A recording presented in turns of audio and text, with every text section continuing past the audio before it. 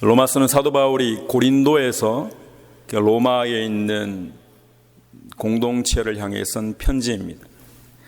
복음이 무엇인지를 설명하고 있는 거죠.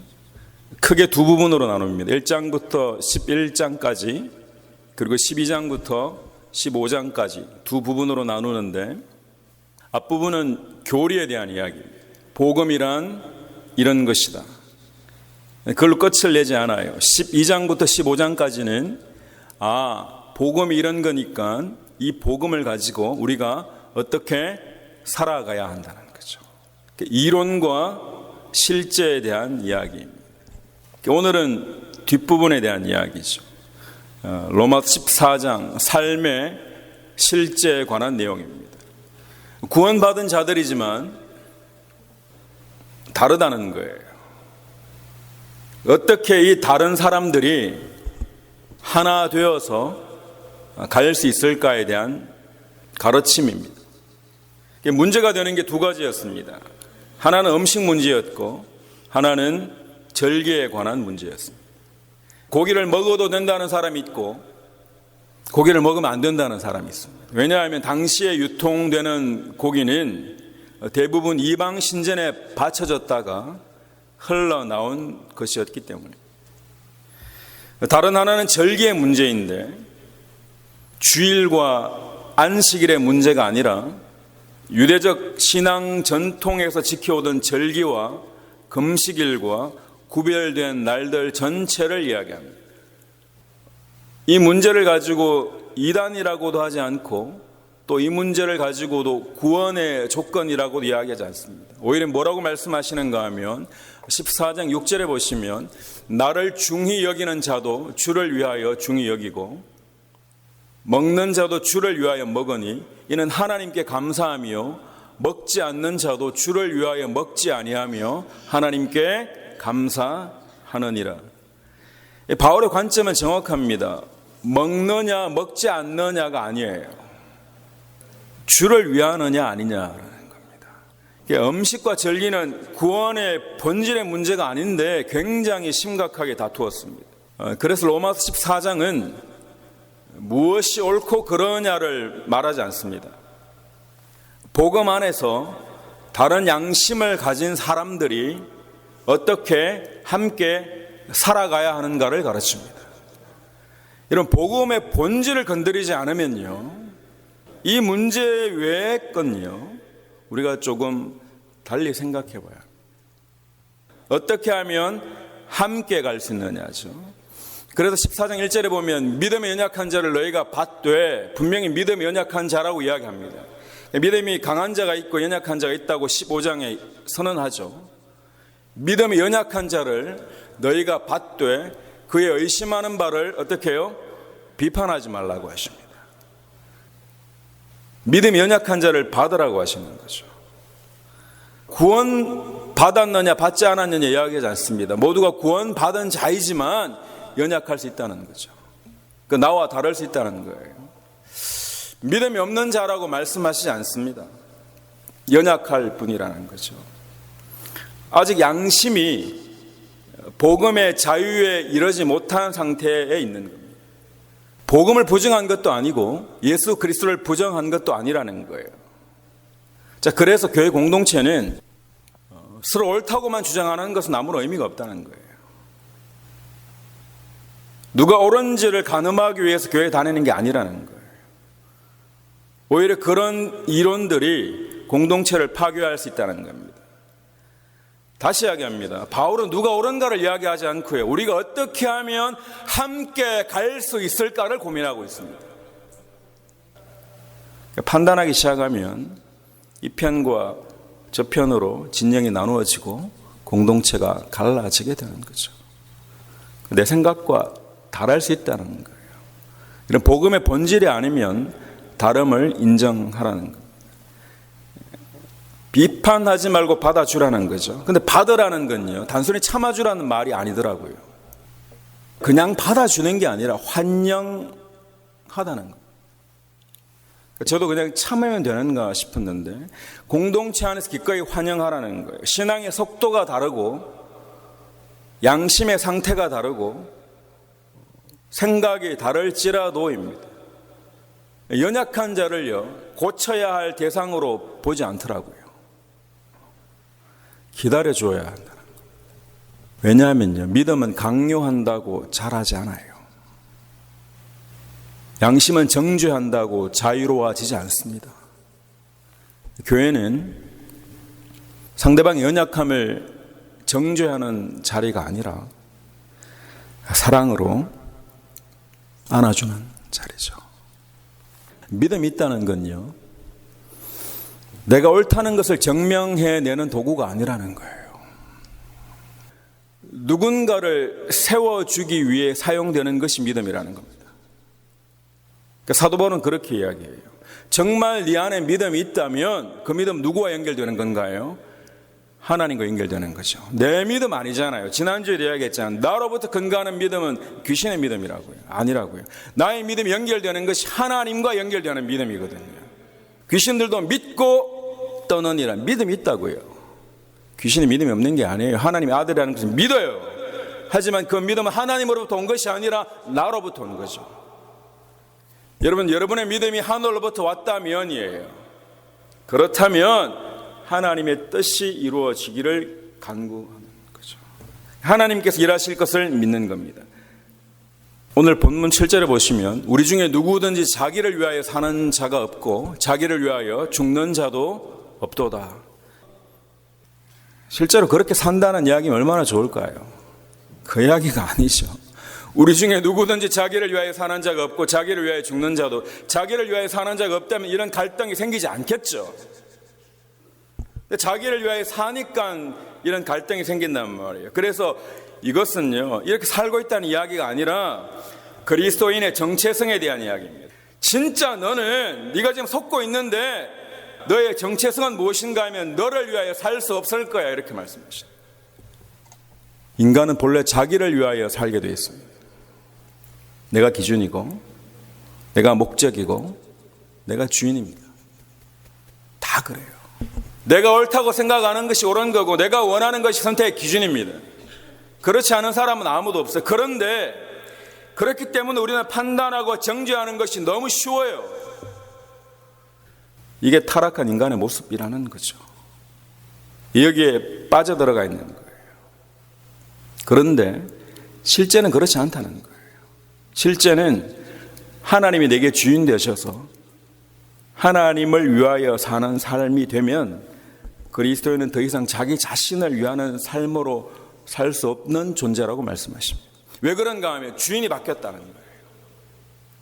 이제는 내가 주인이었기 때문에 내가 원하는 게 전부고 내가 판단하는 게 전부인데 이제 내가 그렇지 않다는 거예요. 누가 주인인가요? 여러분, 하나님이 여러분의 주인 되시기를 축원합니다. 그래서 그냥 판단하지 말라, 이건요, 습관을 바꾸거나 인격을 뜯어고치려는 그런 이야기가 아니에요. 여러분이 누군가를 비판하고 정죄하고 있는 한 여러분의 주인은 하나님이 될 수 없다는 이야기고 그 길로 계속 가면 구원이 없다는 이야기입니다. 한 번씩 그 길로 가더라도 다시 돌아오게 되기를 축원합니다. 그 길로 가는데 아무렇지 않다면 심각한 병을 앓고 있는 겁니다. 영적으로는 그렇습니다. 주님이 주인 되시면 하나님의 뜻대로 결정하게 되어진다는 거죠. 여러분, 여전히 내가 하고 싶은 대로만 하고 내 마음대로만 살고 싶다면 구원 못 받았다는 이야기가 아니에요. 그건 제 소관도 아니고 사도 바울 소관도 아니에요. 하나님 소관이에요. 근데 분명한 건요, 아직 주인의 자리를 내려놓지 않은 모습이라고 정확하게 말씀하십니다. 내 마음대로 하고 싶다가도 하나님의 뜻과 충돌되어서 내가 지고 하나님이 승리하시기를 축복합니다. 오늘 본문을 통해서 뭘 점검하라고 하는가 하면요, 나는 하나님을 믿고 있는가가 아니라는 거예요. 하나님이 나의 주인이신가를 보라는 거예요. 다 믿는다고 해요. 근데 하나님이 주인 되는 것과 내가 주인 되는 것은 다른 거죠. 복음은 삶의 겉모습을 바꾸는 것이 아니라 삶의 주인을 바꾸는 거예요. 사도 바울은 삶과 죽음을 나누지 않습니다. 8절에 계속해서 보시면 우리가 살아도 주를 위하여 살고 죽어도 주를 위하여 죽나니죠. 살아있으나 죽거나 같다는 거예요. 살아있을 때만 적용되는 게 아니라는 겁니다. 신앙은 삶의 한 부분이 아니라 삶과 죽음을 관통하는 거라는 거예요. 우리가 살아있으나 죽어나가 중요한 게 아니라 우리가 누구 것이라고요? 주님의 것이라는 게 중요한 겁니다. 그래서 결론이 분명해요. 그러므로 결론이에요. 사나 죽어나 우리가 주의 것이로다 하는 것입니다. 믿음으로 사는 것은 우리가 믿음으로 이렇게 살았더니만 이런 사람이 되었어, 이게 아니고요. 이미 우리가 주님의 것이기에 주를 위하여 살게 되어지는 겁니다. 여러분, 사단 마귀가 여러분을 속여도 여러분 정확하게 답할 수 있어야 됩니다. 나는 하나님의 자녀입니다. 아버지 겁니다. 우리는 아버지 거거든요. 순서를 잘 해야 됩니다. 주님께 속했기 때문에 주를 위해 살 수 있는 거지, 내가 정말 열심으로 결단해서 주를 위해 살았기 때문에 주님께 속한 게 아니라는 거예요. 이 순서의 차이를 이해하시겠습니까? 이해하시는 분만 아멘 해주시고. 우리가 신앙을 하면서 이렇게 이야기합니다. 결단해야 합니다. 각오해야 합니다. 목숨을 걸어야 합니다. 성경은 그렇게 말씀하신 적이 없어요. 네가 먼저 드려라, 네가 먼저 바쳐라, 네가 먼저 증명해라. 이 결단주의 신앙이라고 합니다. 나는 충분히 헌신했는가? 나는 제대로 결단했는가? 나는 아직도 부족하지 않는가? 다 나예요.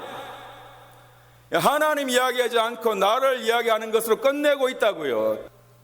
하지만 복음은 그게 아니에요. 복음은 내가 한 것이 아니라 하나님이 하신 줄 믿습니다예요. 하나님이 하심을 선포하는 게 복음입니다. 하나님이 우리를 구원하신 줄로 믿습니다예요. 주님께서 말씀하셨죠. 너희가 한 것이 아니라 내가 이미 이루었다고 말씀하시죠. 다 이루었다고 하시잖아요. 우리는 그것을 믿는 거죠. 내가 얼마나 대단한 결심을 했는가? 아니라 누가 나의 주인인가라는 겁니다. 사도 바울은 정확하게 고백하는 거죠. 사나 죽어나 나는 주님의 것입니다라고. 단순한 문장이 아니라 신분에 대한 선포입니다. 나는 누구인가? 여러분 고민되시나요? 나는 누구입니까? 나는 누구인가요? 나는 주님의 것입니다. 이게 답입니다. 내가 나를 주님께 드릴 수 있을 것 같지만 내가 나를 드릴 수가 없습니다. 복음은 그리스도께서 나를 구원하신 거죠. 그래서 말씀이 육신이 되어 우리 가운데 찾아오신 거라고요. 우리가 갈 수 있으면 주님이 오실 필요가 없지요. 우리가 도저히 갈 수 없기에 주님이 우리를 위해 오신 줄로 믿습니다. 우리가 이 자리에 앉아있지만 이곳으로 부르신 분이 여호와 하나님이신 줄 믿습니다. 내가 주님을 선택한 것이 아닙니다. 주님이 나를 선택하신 겁니다. 이 은혜가 얼마나 큰지 몰라요. 우리가 진짜 자녀라면요, 나는 아버지를 위해서 이것도 했고 아버지를 위해서 저것도 했다고 자랑하는 게 문제가 아니라요, 먼저 해야 될 것이 뭔가 하면 아버지가 정말 나의 아버지라는 것을 아는 겁니다. 여러분, 그 아버지는 나를 버리시지 않습니다. 행동보다 결단보다 중요한 것은 관계에 대한 인식입니다. 내 아버지가 누군지 알아. 그분이 나를 이끌어 가시겠다고 하시는 거죠. 그 안에 있을 때 우리는 가장 자유롭고 가장 행복한 자라고 말씀하시는 거죠. 그러니까 인본주의 교육과 너무 달라서 애들 이야기가 참 쉽지 않습니다.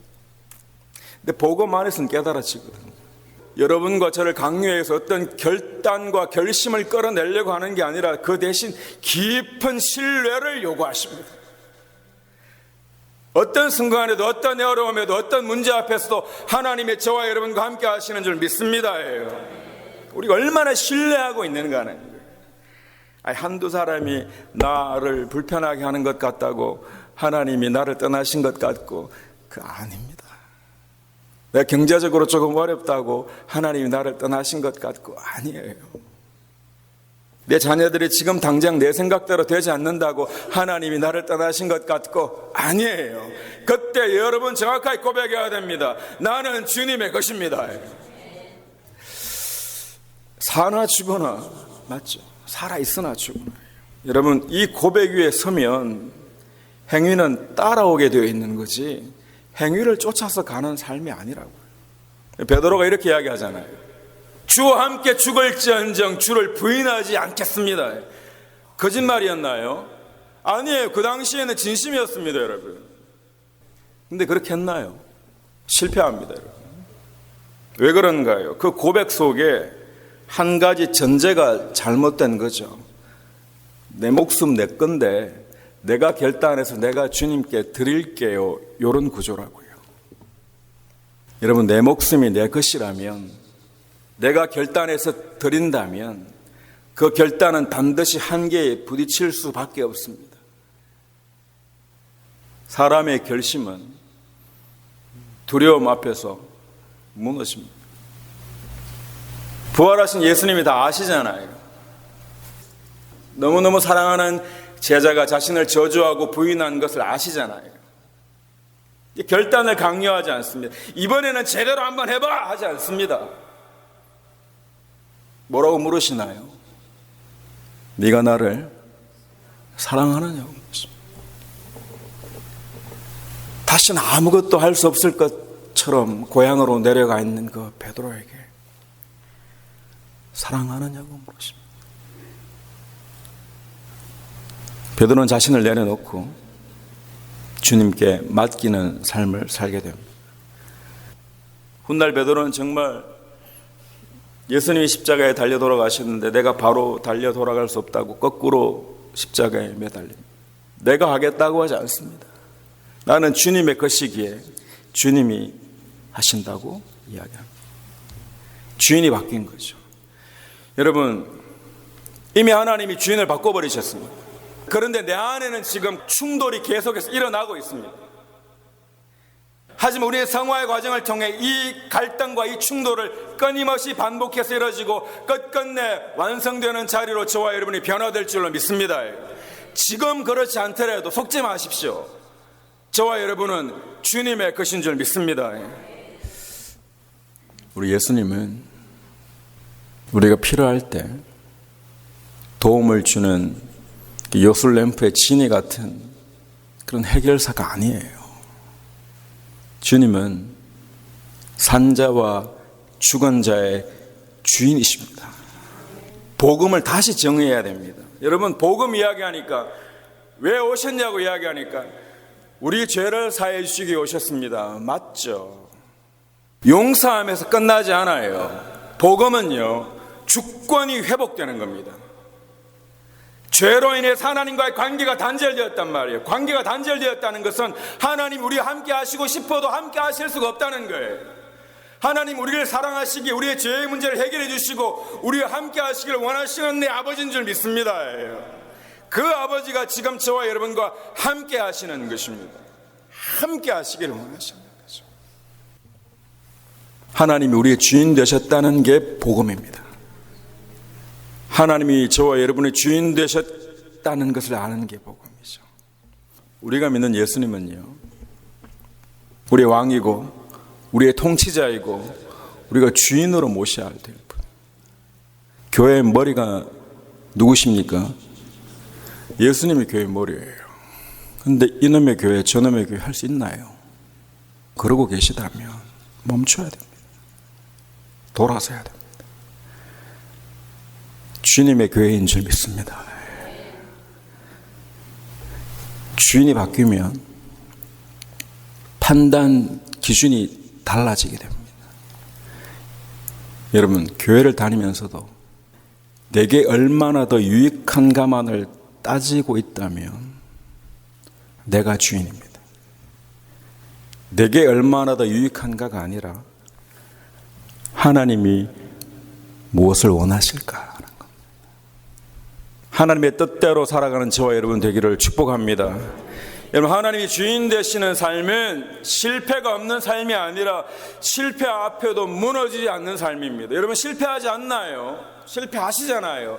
그렇다고 하나님이 너는 이제 자녀가 아니야 하시지 않잖아요. 실패해도 괜찮아요. 왜냐하면 아버지가 책임지시겠다고 하셨기 때문입니다. 내 인생은 내가 책임지는 것이 아니라 우리 아버지가 책임지시는 겁니다. 중요한 건 지금요, 내가 성공했느냐 실패했느냐가 아니라 하나님 앞에 충성된 자로 서 있느냐 하는 겁니다. 같은 형제와 자매를 판단하는 것을 멈추고 내가 주님 앞에 순진한 마음으로 예배 드리고 있는가 하는 겁니다. 성공과 실패 이야기하지 마십시오. 그건 우리가 할 문제가 아니에요. 말씀 정리하겠습니다. 오늘 우리는 말씀 앞에 우리 자신을 한번 점검해 봐야 합니다. 나는 예수님을 구원자로만 모시고 있지는 않은가? 여러분, 그것을 거치면 안 됩니다. 당연히 우리를 구원하셨죠. 거기에만 머물지 마시고요. 주님이 구원자이신데 내 인생의 모든 결정은 내가 다 하고 있다면 한번 생각해 보십시오. 주님이 나의 주인 되시기를 원합니다. 또 하나가 더 있습니다. 나는 형제 자매를 너무 쉽게 판단하고 있지 않은가? 판단하실 수 있는 분은 온 우주에 한 분이십니다. 하나님밖에 없습니다.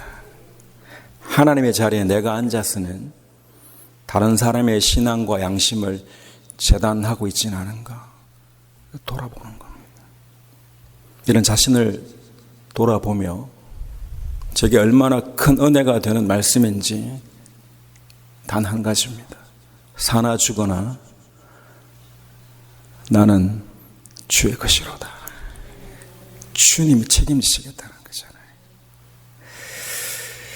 우리가 결정의 순간마다 참된 신앙의 고백 위에서는 저와 여러분 되시기를 주님의 이름으로 간절히 축원합니다. 여러분 아멘으로 화답했으면 좋겠습니다. 사나 죽거나 나는 주의 것이로다. 함께 일어나셔서 찬양합니다.